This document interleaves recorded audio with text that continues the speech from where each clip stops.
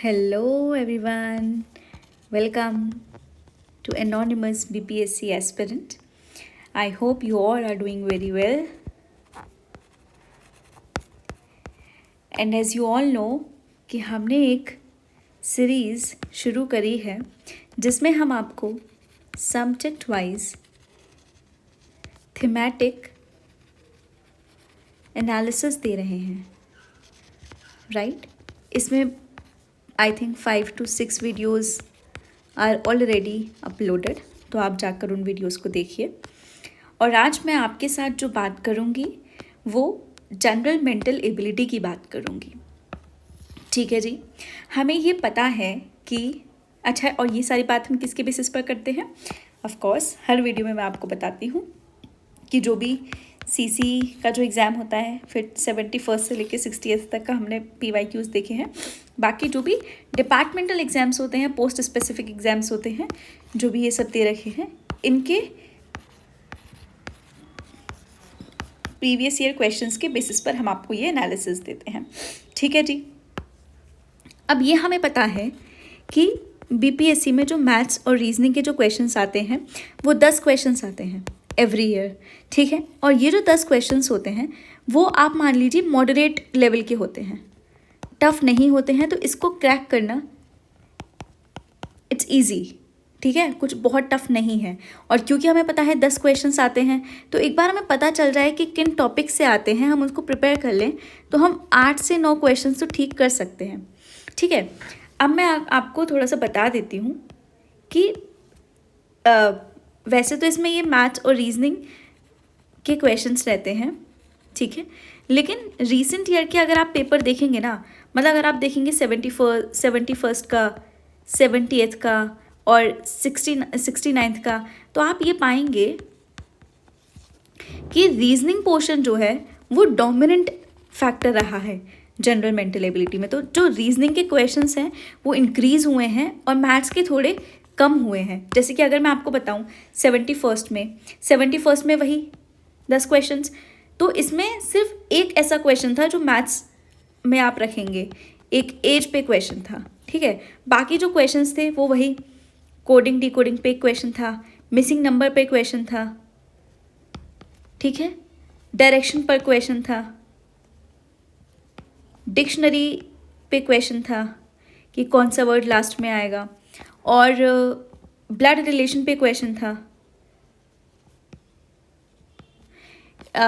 Mathematical operations पे question था। वो नहीं कर देते हैं कि साइंस को सब्स्टिट्यूट कर देते हैं फिर पूछते हैं, तो वही मैथमेटिकल ऑपरेशन पे एक क्वेश्चन था। बाकी एक क्वेश्चन था रैंकिंग एंड ऑर्डर, आप बोल सकते हैं कि स्टार्टिंग से ये रैंक है तो लास्ट से ये रैंक है, तो पूछते हैं ना, तो इस तरीके का एक क्वेश्चन था। ठीक है, तो आप बस एक मान लीजिए, तो आपको सिर्फ ये एज एक मैथ स्पेसिफिक मिला होगा, बाकी ना रीजनिंग जो है वो डोमिनेंट रही। यही अगर आप 70th के एग्ज़ाम में आप देखेंगे ना, तो यहाँ पर भी रीजनिंग डोमिनेंट थी।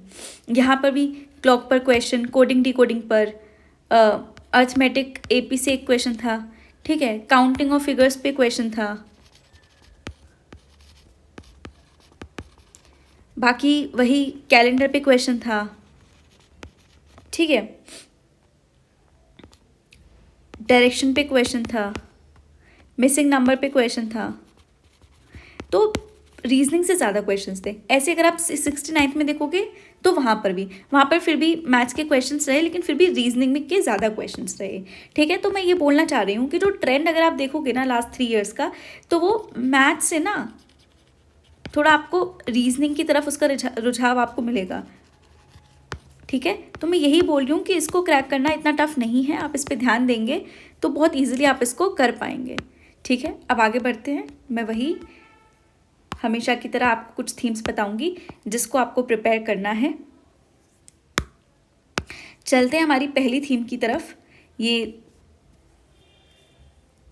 मैंने आपको पूरा वो दे रखा है कि अच्छा कि इस तरीके के क्वेश्चंस आते हैं कि अगर आप क्वांटिटेटिव एप्टीट्यूड में देखोगे तो अर्थमेटिक से कि percentage, profit loss, simple compound, average, algebra, mensuration, data interpretation, ये सब रहता है। लॉजिकल रीजनिंग में क्या सब रहता है कि coding decoding, series, blood relation, direction, syllogism, analogy, sitting arrangement, इनसे बहुत क्वेश्चंस आते हैं। ठीक है, लॉजिकल रीजनिंग में क्या आ जाता है कि mirror images, water images, cube and dice, figure counting से क्वेश्चन आ जाते हैं। ठीक है, तो ये सब आप देख लेंगे। उसके बाद चलते हैं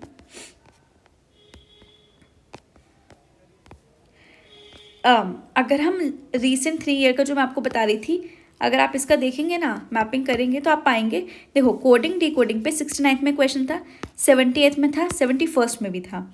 मिसिंग नंबर पे 78th में भी था, और मिसिंग नंबर में 71st से भी क्वेश्चन था। ठीक है, यहाँ पे क्रॉस है लेकिन था 71st में।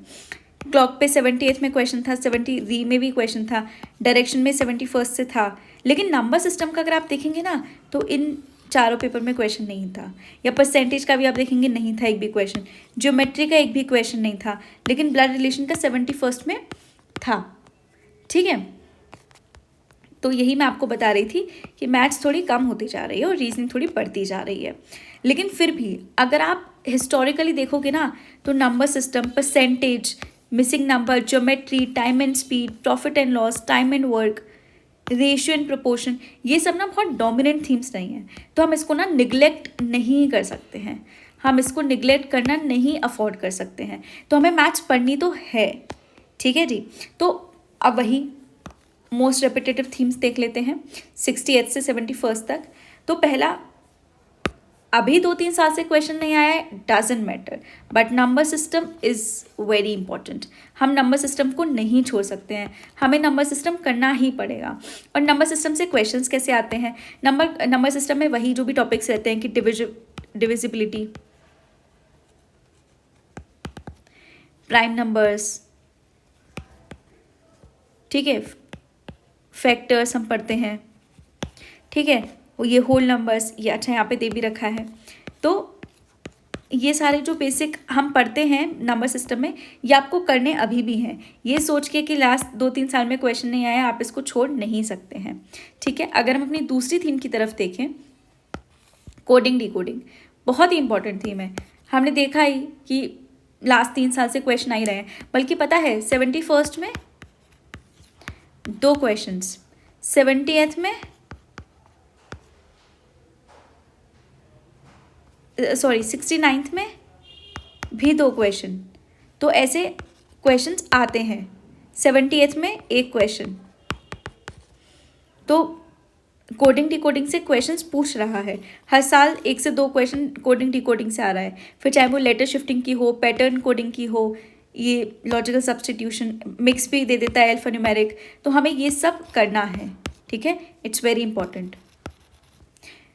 आगे चलते हैं, ये वही मिसिंग नंबर से भी बहुत क्वेश्चंस आ रहे हैं। 71st में भी 1 क्वेश्चन था, 78th में भी था, क्रॉस पैटर्न बेसिस पर था वो। ठीक है, और 69th से 2 क्वेश्चन थे, 69th में 2 क्वेश्चन थे। तो मिसिंग नंबर से क्वेश्चंस आ रहे हैं, तो ये हमें करना है। फिर चाहे वो नंबर सीरीज के बेसिस पर हो, या पैटर्न लॉजिक बेस्ड हो, या मिक्स्ड हो, मिक्स्ड अर्थमेटिक प्रोग्रेशन वाला हो, सीक्वेंस बेस्ड पजल हो, तो बहुत चांसेस हैं कि कोडिंग डिकोडिंग, मिसिंग नंबर से इस बार भी क्वेश्चन आए। और क्योंकि हिस्टोरिकली नंबर सिस्टम बहुत डोमिनेंट थीम रही है, तो बहुत चांसेस हैं कि इस बार 72nd में भी आपको देखने को मिल जाए, प्रोबेबिलिटी बहुत ज़्यादा है।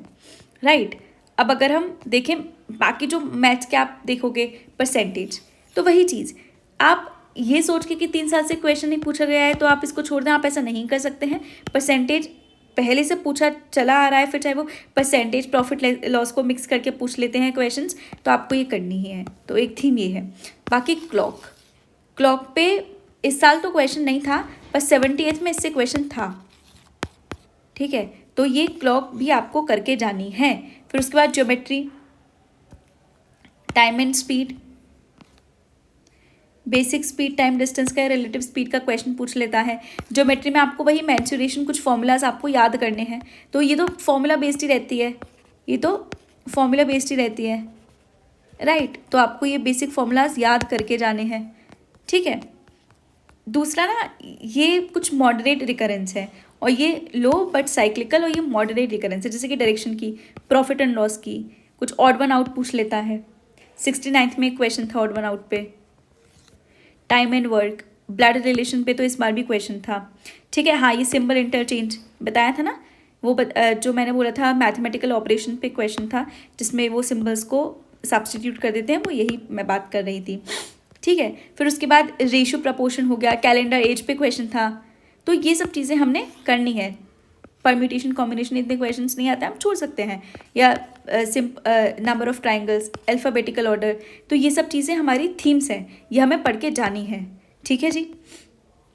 तो अगर आप रीसेंट का अगर आप ट्रेंड देखोगे तो जो स्ट्रॉन्ग एक्टिव मोमेंटम है वो किसका है? कोडिंग, डिकोडिंग, क्लॉक, ये लॉजिकल रीजनिंग। ठीक है, लेकिन अभी number system, percentage, geometry dominant है, लेकिन ये हिस्टोरिकली बहुत ज़्यादा पूछी गई है, तो आपको ये सब करके जाना है। तो ये सब पूरा आपको दे रखा है रीसेंट 3 ईयर्स के बेसिस पे कि आपको कैसे किसको कितनी वेटेज देनी है। तो इससे आपको थीम्स पता चल गई कि आपको कौन कौन सी प्रिपेयर करनी है, कौन कौन से क्वेश्चंस आए थे 3 साल में, ये आपको पता चल गए। बाकी मैं यही बोलूँगी कि मैथ्स को और रीजनिंग को आप लास्ट मोमेंट के लिए मत छोड़िए। आप अभी से थोड़ा थोड़ा करते जाइए, थोड़ा थोड़ा 30 मिनट्स या 30 मिनट्स टू 1 आवर दे के आप प्रिपेयर करते जाइए। पहले इन थीम्स को प्रिपेयर करिए, फिर उसके बाद कहीं और देखिएगा, टोटली PYQs पर आप रिलाई करिए। ठीक है, PYQs देखिए, बाकी जो भी BPSC एग्ज़ाम कंडक्ट करवाता है उसमें जाकर देखिए कि किस तरीके के क्वेश्चंस आते हैं और उसके बेसिस पर आप इसको प्रिपेयर कीजिए। 10 मार्क्स हैं, आप कोशिश करिए आपको 8 से 9 नंबर इसमें मिले and you will be good to go. So yeah that was it. You like this video, share this video, आप सब्सक्राइब करिए हमारे चैनल को और कमेंट सेक्शन में बताइए कि आपको किस कमेंट करके बताइए कि आपको और नेक्स्ट वीडियो हम किस टॉपिक पर लेकर आएँ, और आपको हमारी ये वीडियो कैसी लगी, अच्छी लगी हो तो शेयर ज़रूर करिएगा। Thank you very much.